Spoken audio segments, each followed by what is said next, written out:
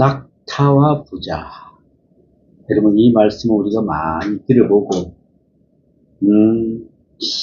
부자가 천국에 들어가는 것이 낙타가 바늘구멍에 들어가는 것보다 더 힘든다 그랬는데, 정말 이럴 수 있어요. 우리가 이게 천국이 지금 실감이 안 나잖아. 그렇죠? 실감이 안 나. 그런데 실감이 나야 돼. 내가 지금 천국에 살고 있구나. 야, 내가 이게 천국이구나. 이래도 이 실감이 안 나다 보니까 자꾸 어디를 가고, 야, 오늘 무슨 이벤트가 있던데 거기 참 가볼까. 응? 오늘 코엑스에 오늘 기가 찬 아이돌이 와서 지금 현재 기가 찬 공연을 하는데 거기 한번 가볼까. 야, 오늘 저녁에 이게 점점 세상 가운데서 빠지게 된다 이 말이지. 그런데 돈이 많으면 더 그럴 수 있다. 오늘 여기 주신 말씀은 한 젊은 청년이 예수께 나와 내가 무슨 선한 일을 하여야 영생을 얻으리까. 그래도 이 부자다 보니까 선한 일은 좀 하고 싶은 모양이요. 저번에 제가 이런 뉴스를 잠깐 봤어요. 삼성 이재용 회장이 거기에 있는 그 청소부 남자분이 갑자기 쓰러져 돌아가셨답니다. 그래서 이제 빈소를 차려놓고 조문을 하고 있는데 그 저녁 때가 거의 다 돼간 무렵에 어떤 깨끗한 어디서 많이 본 사람 어떤 분이 한 분이 다 가서 조문을 하고 탁 하고 있더라니까 보니까 이재용 회장이 거기에 미아원 거기에 와서 조문을 하고 부의주금을 하고 가더라는 거죠. 그래서 정말 제가 죄송합니다 라고 간다고 그런 걸 보면서 역시 참 그래도 우리 나라의 재벌 최고의 총수 아니요. 그 사람이 자기 거기에 미아원 한 명 돌아가셨다고 거기 와서 조문을 하고 간다는 건 정말 그리 힘든 일이거든. 야, 저 사람 참 인격이 됐다. 인격이 됐다. 그래, 그걸 한데 돌봐볼 수 있는 그걸 가짐이 있다는 게 그게 얼마나 대단한지 모릅니다. 여러분, 우리는 그런 인격이 돼야 됩니다. 그러니까 제가 자꾸 신학 강의하면서 이야기하는 걸 여러분 인격과 영성이 되지 않으면 여러분 목사 되지 마세요 하는 이유가 거기 있는 거예요. 안 돼가지고 다른 사람을 욕먹이면 어떡하나. 나도 아직도 인격도 부족해, 영성도 부족해. 너무나 부족해. 응? 근데 어떻게 해야 되겠어? 오늘 이보다 어떤 가난이 또 보면은 질문은 같은 내용을 또 반복해서 보면은 마가복음에 보면은 10장 17절에 이하와 또 누가복음 18장 18절에 이하도 기록되어 있는데 이들 말씀을 대조해 보면은 마태복음에는 간단하게 어떤 사람이 죽게 와서라고 기록되어 있고 또 누가복음에는 어떤 가난이 물어 가르되 달려와서 꿀에 앉아 묻자오되라고 되어 있습니다. 따라서 이 모든 것을 종합해 보면은 한 젊은 가난이 예수께 나와서 무릎을 꿇고 간절하게 어떻게 하여야 영생을 얻을 수 있습니까? 라고 물어보게 된다는 것입니다. 이렇게 달려나와서 무릎을 꿇은 자세를 보면은 질문한 것을 보면은 얼마나 간절하게 그리고 꼭 알아야겠다는 마음으로 부르는지를 짐작할 수가 있습니다. 내가 어떻게 하여야 예수님 천국에 갈 수 있습니까? 라고 물어봅니다. 아무튼 이 사람은 어떻게 하면 영생을 얻을 수 있을까 하고 영생에 대해서 물어봅니다. 흔히들 우리가 물어보는 것은 내 병 좀 고쳐주세요. 우리 딸내미 병 좀 고쳐주시고 우리 애 병 좀 고쳐주세요. 이런데 또 보면은 내 눈 좀 뜨게 해주세요. 내 아들 죽게 되었습니다. 살려주세요. 하는 그런 이야기가 아닙니까? 그런데 어떤 면에서 보면은 지금까지 예수께 나와서 무엇을 구한 사람들에 비하면 상당히 수준 높은 사람은 틀림없습니다. 그는 물질적인 것이나 세속적인 것에 대해서 질문하는 것이 아니라 자그마치 영생을 묻고 있습니다. 어떻게 하면 내가 영생을 얻을 수 있으리까? 왜냐하면 이 사람이 가진 바 고민이 영생에 있기 때문에 그렇습니다. 그에게는 다른 고민이 없습니다. 몸도 젊고 건강하며 돈도 있을 만큼 있고 명예도 지위도 또 있어서 다른 사람들부터 존경을 받는 그러한 사람입니다. 이 정도 되면은 특별히 뭐 부러울 것이 없는 그런 처지죠. 그러나 그의 마음에는 영생이 없습니다. 영생이 없어. 그렇다면 이 사람이 묻고 있는 영생이란 무엇을 두고 말하는 것인가 생각할 때에 히브리 사람의 그 개념으로는 두 가지를 생각해 볼 수가 있습니다. 그 첫째는 미래지향적 의미에서 종말론적 영생을 말하는 것입니다. 내가 죽으면은 어디로 갈 수 있으리까? 이제 우리들의 처지를 놓고 보면은 되게 가난하고 어려운 형편의 사람들은 아유, 그만 빨리 죽었으면 참 좋겠다. 혹은 그냥 오늘 밥이라도 그냥 눈 감은 채 갔으면 참 좋겠다 등의 말을 쉽게 하는 것을 볼 수가 있습니다. 그러나 돈도 있고 명예, 지위 등 가질 것이 다 가지고 보면은 이제 남은 것은 죽으면은 어떻게 하나가 걱정이랍니다. 야, 이 많은 걸 놔두고 내가 어떻게 죽지? 이걸 어떻게 처리하지? 그래서 되도록 안 죽겠다고 뭘 먹습니까? 보약을 먹습니다. 운동을 하면서 온갖 정성으로 자기 몸을 관리한답니다. 그러나 그런다고 안 죽을 인생이 어디 있겠습니까? 그렇게 한다고 하여 얼마나 또 오래 살겠습니까? 아무튼 문제는 이 아까운 것들을 다 놓고 죽어야 한다고 할 때 부딪히는 문제는 곧 영생의 문제인 것입니다. 이 세상의 소원을 대충 다 이룬 처지라면은 어떻게 하여야 하늘나라에 가겠습니까? 하늘나라에. 어떻게 하여야 영생의 생명을 얻을 수 있습니까? 라고 하는 것이 궁극적인 의미에서 관심거리요 가장 크고도 중요한 큰 문제라 생각이 됩니다. 더 이상 더 잘 살고 못 살고 문제가 되는 것은 아닙니다. 이제 중요한 것은 영생의 문제이기 때문에 궁극적 문제에 대해서 묻게 되는 것입니다.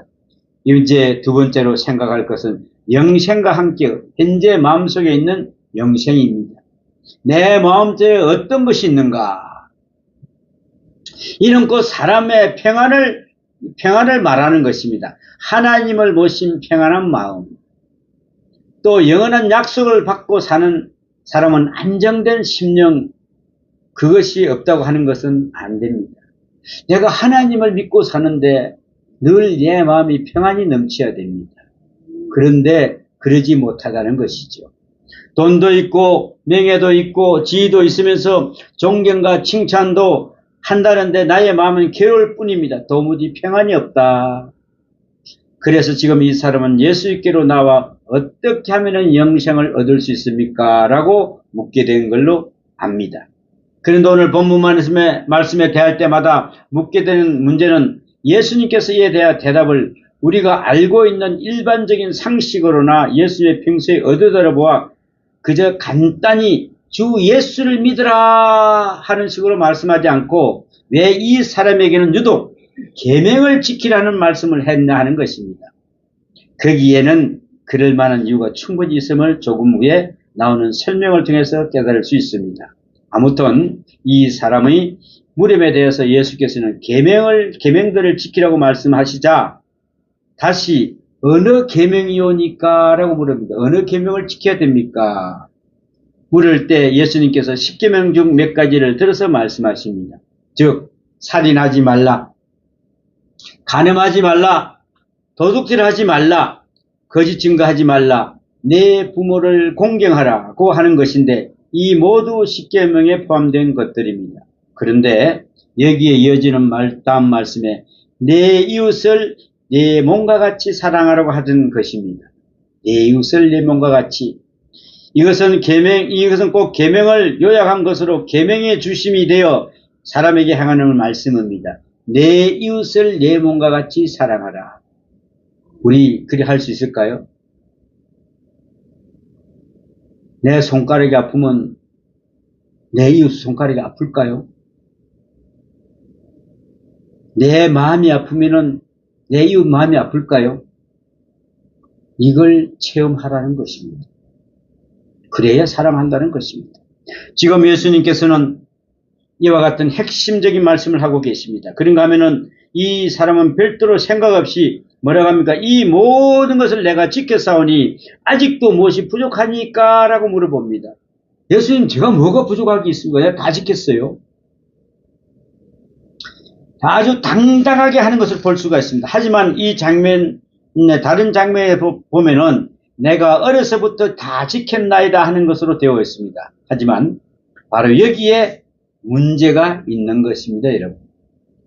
마가복음 10장 21절에 의하면은 다 지켰다고 하는 그 사람의 대답을 들으신 예수께서 그를 아주 귀하게 보시고 사랑하셨습니다. 그래서 하시는 말씀이 내가 진정으로 온전하고로 할진대 가서 뭐라고요? 내 소유를 다 팔아서 가난한 사람들 주라. 그리고 와서 나를 쫓으라고 하시는 것입니다. 그런데 이 말씀을 들은 이 사람이 네, 그렇게 하겠습니다. 라고 말을 끝내 못한 채 슬픈 기색으로 근심하며 돌아갔다고 하는 것입니다. 이렇게 하여 그 사람이 떠나자 예수님께서는 하시고자 하시는 말씀이 말씀의 본론으로부터 부자는 뭐라고요? 천국에 들어가기 어렵다. 그 어려운 정도가 어느 정도냐 하면은 낙타가 바늘기로 들어가는 것보다 더 어렵다고 하는 것입니다. 그렇다면은 예수님께서는 왜 이 말씀을 하시게 되었는가 하는 것입니다. 이제 오늘 본문 말씀의 마지막 부분에 보면은 제자들이 듣고 심히 놀라 가로되 그런즉 누가 구원을 얻을 수 있으리까? 라며 예수님을 향하여 깜짝 놀란 표정을 짓고 묻는 것을 볼 수가 있습니다. 그러자 예수님께서는 사람으로는 할 수 없으되 하나님으로는 다 할 수 있느니라 그랬습니다. 자, 그러면 문제는 어디에 있는 것이냐 할 때에 그것은 바로 사람이 율법을 다 지켰다고 말하는 거기에 생각을 해보아야 됩니다. 우리는 어떻게 율법을 다 지켰는가? 우리가 율법을 다 지켰다고 말할 수 있는 것은 그 이유가 다른 데 있지 않습니다. 그 첫 번째 이유가 부자이기 때문입니다. 다시 말하면은 부자가 가지는 착각에서 오는 결과입니다. 부자가 가지는 착각이 있습니다. 어떤 착각일까요? 부자가 가지는 착각. 이러한 현상은 우리 주위에서 흔하게 볼 수 있는 것들입니다. 즉 말하자면 돈이 많다는 것과 그 사람의 인격과는 별개의 것임에도 불구하고 가만히 보면은 돈 좀 있고 보면은 인격까지 높아진 것처럼 생각을 착각하고 한다는 것이죠. 내가 인격도 있다. 바로 크나큰 착각이라는 것입니다. 그런가 하면은 가난하다고 하여 인격까지 낮은 것처럼 생각하려고 하는 그런 또한 크게 잘못된 것이 있다는 것이죠. 제가 언젠가 경영학 그 책을 읽어가는 중에 매우 인상 깊고 재미있는 내용을 본 적이 있습니다. 그 내용에 보면은 회사의 사장님이 자기 부하 직원을 불러놓고 책망할 일이 있을 경우에 그때 하는 대화였습니다. 이것저것 잘못했으니 다시 서로 고쳐가지고 오세요라고 이야기하면 참 좋은데 이것을 어떻게 이야기하느냐 하면은 이봐 다 좋은데 말이야 사람 그러면 못 써. 이거 발이 똑바로 고치고 와. 이렇게 사장이 말을 한다는 것이죠. 그러면은 그 직원이 돌아가면서 사장님 미안합니다. 돈이 많아서 당신이 그 자리에 앉아있지. 인격이야 내가 낫지 않습니까? 라고 하면서 돌아간다는 것이죠. 여러분 우리가 대화할 때 이 인격이 나오는 것입니다. 특별히 자기보다 손 아래 사람에게 할 때 인격이 나오는 것입니다. 손 위에 사람이 나이도 많고 그 사람도 돈도 많고 지식도 있다 그러면 거기서 그냥 무조건 조알입니다. 아이고 예. 그런데 그 사람이 좀 말 그대로 아까 하자는 것 하고 있는 그 사람에게 가서는 뭐 이래 하면서 달려든다는 것이죠. 그래서 우리는 정말 하대하지 말아야 됩니다. 어린 아이들한테 웬만하면은 존칭어 쓰는 게 참 좋습니다. 사실 그렇습니다. 사장이라고 하여 인격이 저 문을 지키는 경비보다 나은 것이라고 하는 방법이 어디 있겠습니까? 아무것도 없습니다. 그로 인하여 한친들 더 나을 것도 없고 못할 것도 없는 것입니다. 돈과 인격은 어디까지나 별개의 것입니다. 그럼에도 불구하고 돈이 있으면 마치 인격도 높은 것처럼 착각을 하고 있다는 것입니다. 또 한 가지 더 무서운 것은 종교적 차원에서 볼 때 돈이 있으므로 스스로 마치 의인인 것처럼 생각한다는 것입니다. 야, 내가 돈 좀 이렇게 확 주면서 내가 의인 것처럼 생각한다는 것이죠. 아니요. 그럴 수가 없습니다. 그렇습니다. 그래야 사업 잘 되고 돈이 잘 벌어질 때는 의인 같다가도 형편이 꼬여들면 손해를 보면 막혀 돌아가는 처지가 되면 마치 죄인처럼 생각을 하는 것이라 그랬습니다. 이러한 현상은 도덕적 문제를 대하면도 마찬가지여서 부유한 자를 대해서는 의인인 것처럼 생각하는가 하면은 가난한 자를 위해서는 아예 죄인 취급을 하려는 것을 본다는 것이죠. 이것이 부자가 빠지기 쉬운 함정이라는 것입니다. 바로 그 때문에 부자인 여기 이 사람이 내가 모든 것을 다 지켜 싸우니 아직도 무엇이 부족합니까? 라고 말을 감히 하고 있습니다. 그러나 가난한 사람이라면 절대로 이런 말을 할 수가 없습니다. 하지만 이 사람은 부자에게 내가 율법을 다 지킴으로 복을 받아서 부자가 된 것이 아닙니까? 라고 헛된 소리를 하고 있는 것을 볼 수가 있습니다. 여기에 또 한 가지 생각할 것은 부유하면은 복을 받은 것이고 가난하면은 저주를 받은 것입니까, 여러분? 그렇게 또 생각한다는 것이죠. 그 때문에 일이 잘 되고 부유할 때는 회개하는 사람이 별로 없지만은 일이 안 되거나 잘 안 되거나 몸이 병이 날 때는 그때부터 회개한답니다. 10년 전, 20년 전에 지은 죄까지 다 생각하면서 죄 때문에 저주받았다 보다라고 회개를 한다는 것이죠. 여러분, 그런데 왜 이러한 현상이 나타나는가 하면은 그것은 바로 돈이 가져다주는 유혹과 영향력 때문에 이렇게 사람을 만든다는 것입니다. 돈 때문에. 따라서 여기에 이 사람은 부유하고 보니까 인격까지 높은 것으로 의인으로 그리고 복도 받았다는 생각을 한 것입니다. 그 결과 율법을 다 지켰다고 하는 말을 거침없이 하고 있었던 것입니다. 그러나 바로 여기에 문제가 있는 것입니다. 이제 두 번째로 보면은 율법을 너무 쉽게 생각한 것 때문이다. 율법을 우리는 너무 쉽게 생각합니다. 저번에도 제가 어디 설교를 가서 십계명에 대해서 잠깐 이야기를 하는데 저는 율법을 다른 거는 못 지키더라도 내 부모를 공경하라는 율법은 꼭 지키고 있다 그랬어요. 아, 정말 여기는 훌륭하신 분이 계시구나. 그걸 다 그걸 지켰다니. 그래서 야, 이 목사님 진짜 훌륭한 목사님이다. 그랬더니 그 뒷날 설교를 하고 왔는데 그 권사님이 전화가 왔어요. 목사님, 사실은 제가 못 지킨 게 너무 많았습니다. 우리 부모를 공경하는 하루에 전화 한 통 한다고 부모를 공경하는 것일까요? 여러분, 부모님한테 전화 하루에 몇 통 합니까? 그래 하면은 한 달에 몇 통 합니까? 이거 생각 좀 해봐야 됩니다.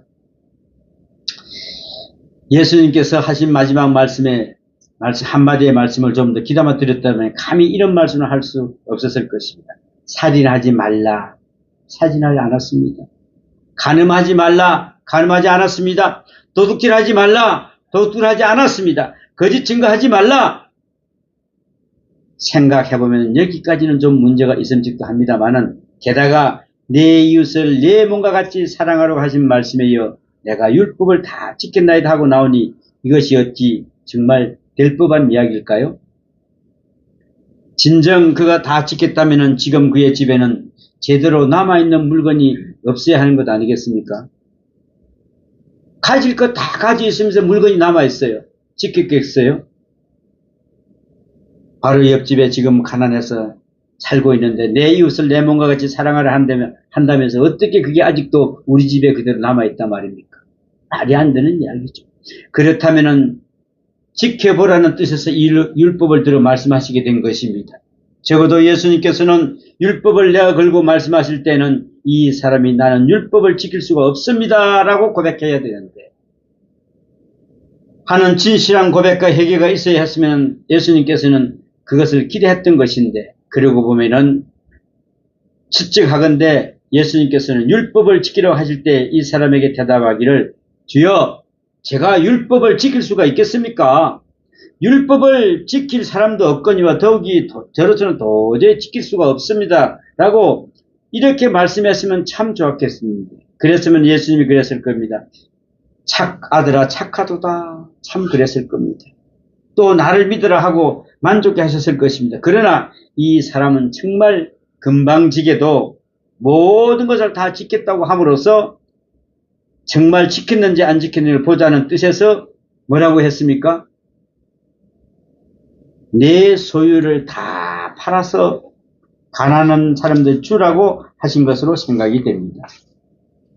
그런데 오늘 이 내용에 갖는 본문에 보면은 부유하다고 하는 것이 이 문제가 어떤 성격을 가지고 있느냐 하는 것입니다. 본문 속에 이 사람은 소극적인 면에서 율법을 지켰습니다만은 적극적인 면에서는 율법을 지키지 못했습니다.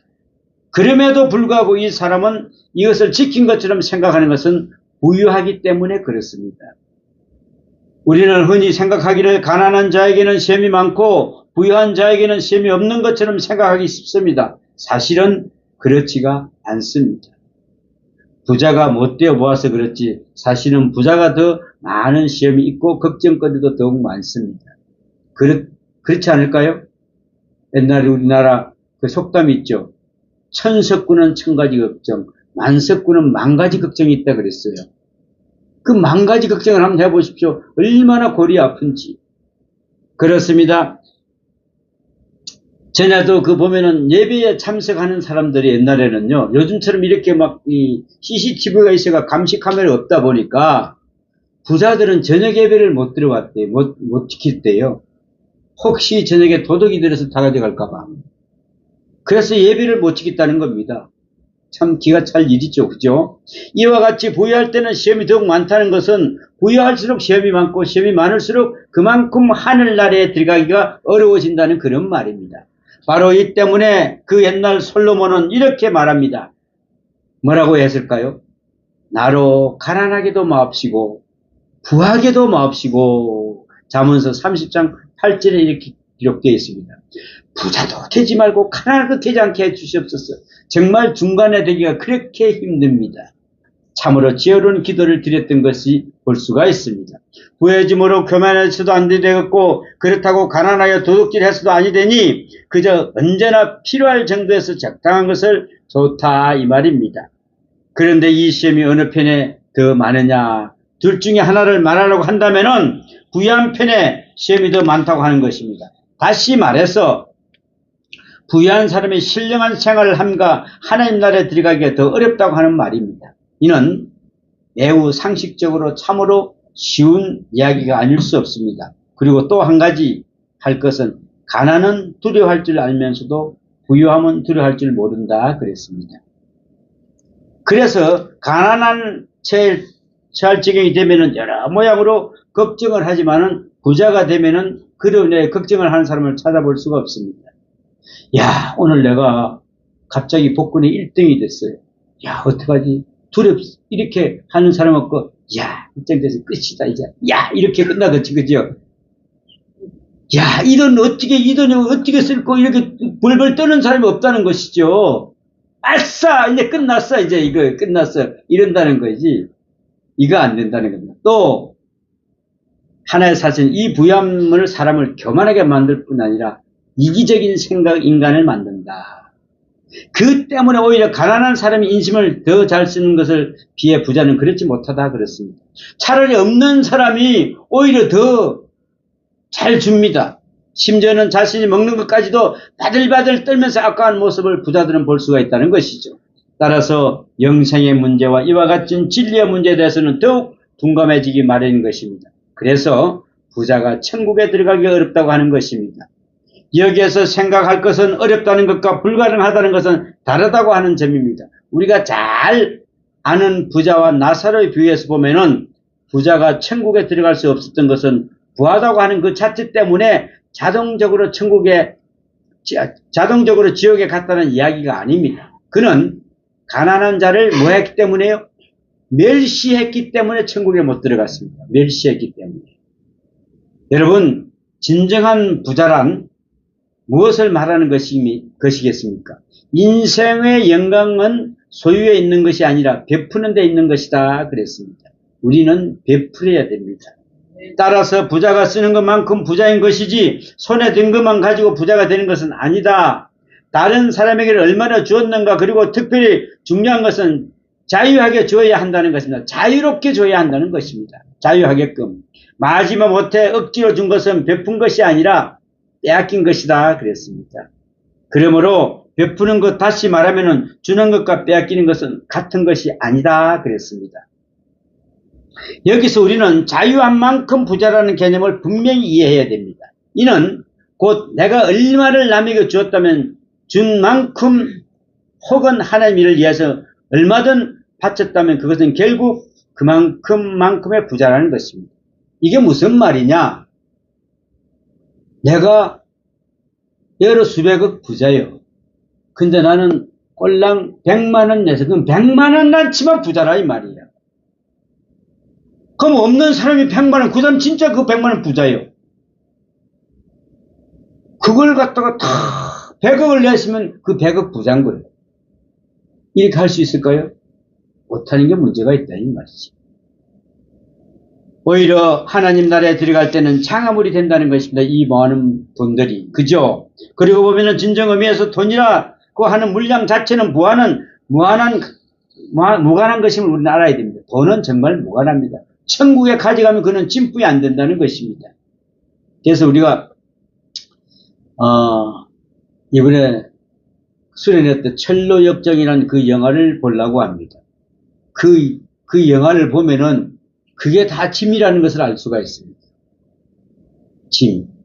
그러면 이제 부자가 하늘나라에 들어가기 왜 어려우냐면은, 그리고 얼마나 어려운 것이냐 하는 문제를 놓고 한번 생각을 해봅시다. 왜 그리 힘들까, 부자가? 오늘 본문에 보면은 그 어렵기가 뭐라고요? 낙타가 바늘기로 들어간 것보다 더 어렵다고 했습니다.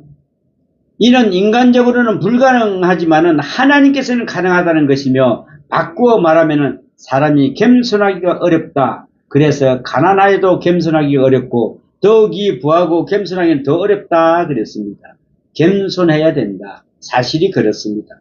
가난하고 겸손해지기는 그런대로 쉽습니다만은, 그러나 부유하고 존경받는 사람은 스스로 낮추어 겸손해지기는 참으로 어려운 것입니다. 내가 돈 좀 많이 있고 권력 많이 있는데 내가 국회의원들도 처음에는 그냥 머리를 땅끝까지 하고 나중에 딱 배지 달고 나오면 이렇게 하고 다녀. 얼마나 목에 힘이 많이 들어가는 거 몰라. 그래서 나는 전에 그런 국회의원들 만나면 그냥 악수도 안 해버려. 힘 빡 주고 이렇게, 그걸 내가 어떻게 악수를 받겠어.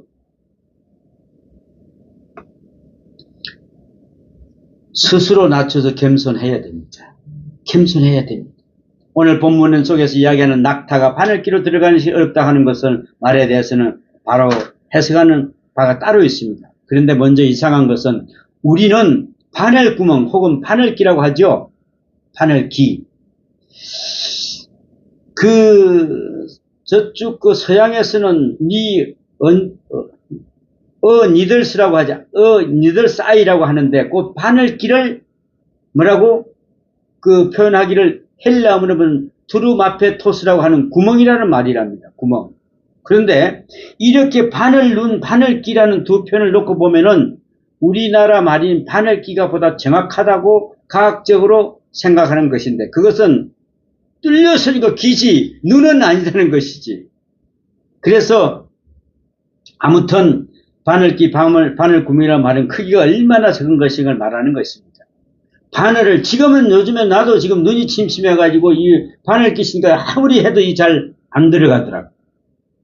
이렇게 이 실 하나 끼기도 힘든 여기를 우리가 과연 어떻게 들어갈까? 어떻게 들어갈까? 자, 손끝으로 비비도 안 되는데, 급보직 해도 안 들어가는데, 그런데 천국에 들어가는 것이 그와 같다고 하는 말입니다. 천국에 들어가는 것이. 여기에 바늘기에 대한 해석은 이러한 해석이 있습니다. 그것은 이제 하나의 성에 큰 성문이 있는데, 아침이 되면은 그 문을 열었다가 필요한 활동이 끝나는 시기가 되면은 문을 닫아버린답니다. 그러면은, 먼 길을 다녀오다가 늦어진 사람들이 어쩌다가 시간을 놓쳐서 그 늦은 시간에 성 안으로 들어갈 수가 없게 된답니다. 이럴 경우를 위해서 옆에 조그마한 문을 하나 열어놨다는 것이죠. 그야말로 비상구인 작은 문을 만들어 놓았는데, 그런데 이 문을 사람이 고개를 숙이고 들어와야 할 정도로 아주 낮고 턱이 낮아서 낙타를 들어 놓으러 갈 때는 낙타의 등에 싣는 모든 짐을 다 내려놔야 된답니다. 그리고 낙타의 무릎을 꿇게 해서 끌어당겨야 겨우 들어올 수가 있답니다. 이때에 끌어당겨 그렇게 힘이 든다는 것입니다. 바로 그러한 장면을 말한다고 합니다. 그러니까 반드시 그런 것이라고만 볼 수는 없는 것은 그것은 그래도 가능하지 않습니까? 그래도 들어갈 수는 있잖아요. 오늘 본문에 의하면은 예수님의 말씀은 제자들의 사람으로서는 그것에 불가능할수록 반문하고 있습니다. 이에 대해 예수님께서는 하나님으로만 할 수 있다. 하나님으로만. 다시 말하면은 하나님은 할 수 있다 하신 것으로 보아 그 해석이 정말 옳다고 봅니다. 하나님만 할 수 있다. 아무튼 이 말씀의 의미는 우리가 모든 짐을 다 내려놓고 아주 바늘기로 들어가야 할 만큼 작아져야 한다는 것입니다. 우리의 모든 힘이 다 작아져야 한다는 것입니다. 그럴 때에 비로소 통과할 수 있다는 이런 말입니다. 이 세상에 물질로 부유한 사람들이 많습니다만은, 그러나 문제는 마음으로 부유한 사람이 더욱 문제다. 가만히 보면은 물질을 부여하면서도 마음이 가난한 사람들이 참 많습니다. 디모데전서 6장 10절과 9절과 10절에 보면은 부유하려는 마음이 문제가 되고 시험이 되며 돈을 사랑하는 마음이 일만 악의 뿌리가 된다고 했습니다. 사람이 돈을 사랑하게 될 때에 마음이 부유하게 됩니다. 돈이 기회라면은 부는 위기라 그랬습니다. 우리는 돈이 많을 때 위기가 온다는 것입니다. 이걸 조심해야 합니다. 전에 제가 그랬지 않습니까? 입학할 때, 시험 칠 때는 제발 목사님 기도 좀 해주세요. 우리 아이 서울대 가야 되는데, 우리 아이 어느 대 가야 돼 열심히 하고는 합격하고 나서는 콧배기도 안 보인다는 거지. 응? 또 우리 아들 사법고시 합격만 하면은 합격하고 나서는 콧배기도 안 본다는 거지. 검사가 돼서 찾아와서 아이고 얘 이렇게 안 한다는 거지. 이게 문제라는 겁니다. 그렇습니다. 우리의 마음이 부해지지 않도록 더 겸손하고 온유해지기를 힘써야 한다는 것입니다. 나타난 대로 보면은 영생을 위하여 깊은 관심을 가져야 한다는 것입니다. 자, 내 소유를 팔아 가난한 자를 주라 하는 말을 듣고 근심하여 돌아갔다 그랬습니다. 이 얼마나 어리석은 말입니까? 정말 멍청한 사람입니다. 저라면은 그렇게 하면 되겠습니까? 하고 물었을 것입니다. 그리고 되고 말고 다시 팔아 나눠주면 될 거 아니겠습니까? 그런데 이 사람은 근심하면서 돌아갔습니다. 뭐라고요? 하나님 이걸 다 팔고 주면은 다시 복을 준다 그랬어요. 그죠? 근데 우리는 이걸 안 믿어지는 거지. 쫄딱 뭐가 될까? 거지 될까봐. 이는 영생을 최우선으로 생각하지 못하고 있다는 것입니다. 여러분, 정말 우리가 영생을 최우선으로 생각하고 있다면 우리가 예배 드리는 걸 이렇게 소홀히 하겠습니까? 생명을 걸고 예배 드리려고 그러겠죠. 안 그렇습니까? 아니 그냥 아이고 오늘은 몸이 좀 푸근하니까 좀 아이고 목사님도 이해하시겠지. 나는 이해를 하는데 하나님이 이해를 못해. 이런 어리석은 이런 예배를 드리면 우리 큰일 납니다.